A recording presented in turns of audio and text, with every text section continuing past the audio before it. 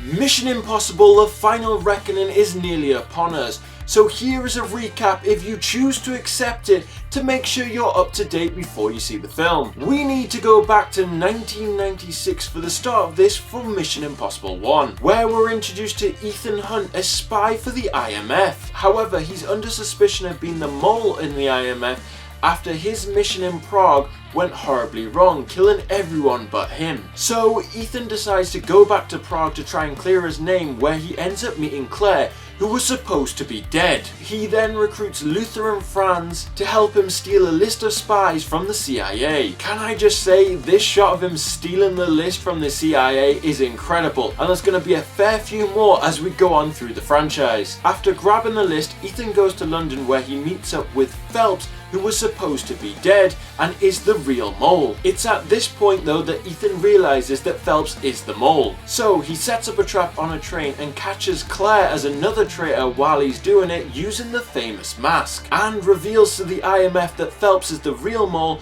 using video glasses. The IMF really were years ahead with their Snapchat glasses. Anyway, Phelps tries to escape, but Ethan manages to kill him by using some exploding gum. Also, the helicopter shot looks terrible compared to today's CGI, but at the time this was absolutely mind-blowing and state-of-the-art. Okay, let's move on to Mission Impossible 2. A rogue IMF agent, Ambrose, pretends to be Ethan and kills Dr. Vladimir Nekovich. The doctor had been working on a new bioweapon and cure. Ethan's mission is to recover the bioweapon, and he has to work with professional thief Naya Nordafol. He also brings in Billy and Luther to help him. Ethan manages to destroy all the virus vials bar one because Ambrose intervenes. Naya though injects herself with the one remaining vial of the virus, meaning Ambrose can't just kill her. Ethan then manages to steal the cure from Ambrose in a meeting before eventually killing him, and managing to get to Naya just in time with the cure to save her. But there's no time for us to stop now, as we're on to Mission Impossible 3. And our main guy Ethan has actually retired from field work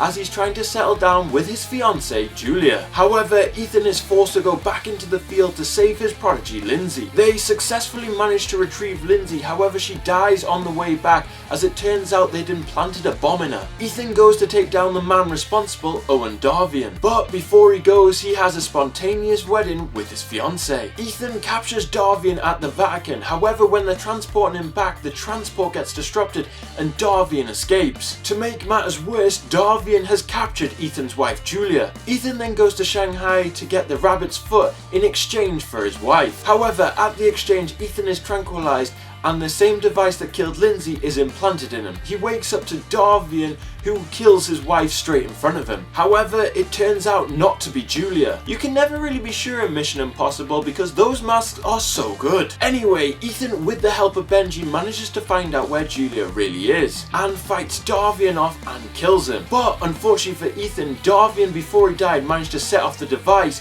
that could kill Ethan. Ethan then, with the help of Julia, makes a makeshift defibrillator to electrocute himself, but before he does, he teaches Julia how to use his gun to defend herself while he's out unconscious. Julia fights off Musgrove, who turns out to be the IMF mole, and another while Ethan is unconscious before successfully reviving him. Okay, it's time to move on to Ghost Protocol. Ethan is deliberately in a Russian jail to retrieve Bogdan, who has information on Cobalt. After retrieving Bogdan, Ethan goes to the Kremlin to get more information on Cobalt. However, while he's there, someone sets off a bomb and the IMF is blamed for it. Therefore, Ghost Protocol is put into action. Ethan finds this out while in a car with the secretary, who is shot. Ethan, with the secretary's aid, William, manages to escape the car though and regroup with Benji and Jane. Together they come up with a plan that will take place in the Burj Khalifa. They manage to pull off two fake meetings at the same time thanks to the masks. However, Moreau works it out in the end and causes enough chaos that Hendrix manages to escape in the storm. But while we're talking about the Burj Khalifa, how crazy was the stunt Tom Cruise did in this film? That man has balls of steel. Anyway, we move to Mumbai where Ethan manages to kill Hendrix and stops the nuke with seconds to go. It's also revealed at the end of the film that Julia has a new identity and is dead to the rest of the world. From Ghost Protocol we move to Rogue Nation. This movie starts off yet again with another crazy stunt as Ethan hangs off the side of an aeroplane. However, once in London, Ethan is captured by the Syndicate, but he manages to escape thanks to an MI6 agent, Ilsa Faust. Meanwhile, the new IMF director makes the IMF part of the CIA. William warns Ethan of this and he has to start working undercover. 6 months go by as Ethan is trying to stop Solomon Lane, who is the head of the Syndicate. And we rejoin in Vienna, where Ethan, with the help of Benji, is trying to stop the Austrian Chancellor from getting shot by the Syndicate and Ilsa. But he doesn't last long as he's killed in a car bomb, and Ethan is blamed for it. The Syndicate capture Ilsa and Benji. Ethan, disguised as the head of MI6 Atlee, managed to get enough information out of the British Prime Minister to help free Benji and Ilsa. On top of this, they managed to capture Solomon, and the IMF is reinstated as its own entity. It's now time for Mission Impossible Fallout, and 2 years has passed since the last film. Former members of the Syndicate have now formed a new group called the Apostles, and have been hired by mysterious terrorist John Lark to get plutonium for some nukes. Ethan is tasked to recover the plutonium. However, in Berlin, the Apostles have Luther, and he decides to save Luther rather than get the plutonium. The CIA decides the IMF's failings is not good enough, so decide to send August Walker to help sort this mess out. Ethan and August do a crazy skydive to go and infiltrate a Paris nightclub, where they get into a fight with a man in the toilets who is supposed to be John Lark. The fight is ended abruptly though as Ilsa kills him. Ethan becomes John Lark and meets the White Widow, who wants Solomon freed in exchange for the plutonium. Ethan and August deal with the White Widow's men and the police, while Benji and Luther free Solomon. However, in London it's revealed that August is actually John Lark, and he kills the IMF director and escapes with Solomon thanks to the help of the Apostles. Ethan, Benji, Luther and Ilsa track Solomon and August to the Himalayas at a medical camp. It turns out to be the same medical camp where Ethan's wife Julia is working with her new husband Eric. Solomon sets off the bombs to go off with 15 minutes to go and sends August off with the detonator. Benji, Luther and Ilsa try to find the bombs to disarm them, but that's really hard to do with so much medical equipment around. Julia helps Luther disarm the first bomb, while Ilsa and Benji fight Solomon and disarm the second. Ethan catches up to August in a helicopter and ends up killing him off the edge of a cliff using a hook attached to a helicopter, and stops the detonation of the bombs just in time. Okay, on to the final movie, Dead Reckoning. Ethan is given a mission to find 2 parts of a crucifix key to stop a rogue AI. The first part of the key is with Ilsa, who he tracks down to a desert.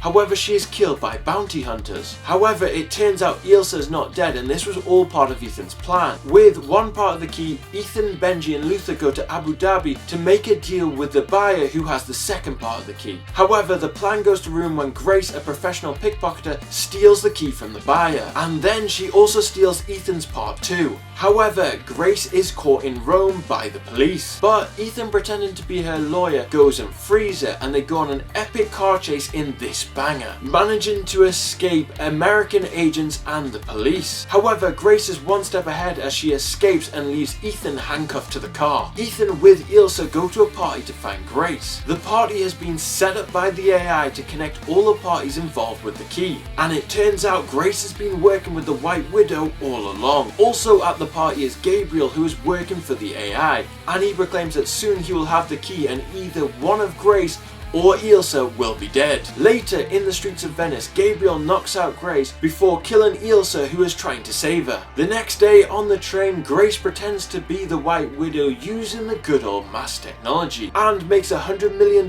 deal with the IMF director before re-stealing the key off him. Ethan joins the train via one of the craziest cliff jumps you've ever seen and parachutes in. Man, the stunts Tom Cruise does are absolutely insane. Anyway, they all fight on the train and Gabriel manages to escape with the key. Or that's what we think, but before he escaped, Ethan actually managed to pickpocket him and have the key. Ethan and Grace then managed to stop the train from going over the edge of an exploded bridge before escaping themselves off the train. There you go, there's all 7 Mission Impossible films recapped in record time, so you're ready for the final reckoning.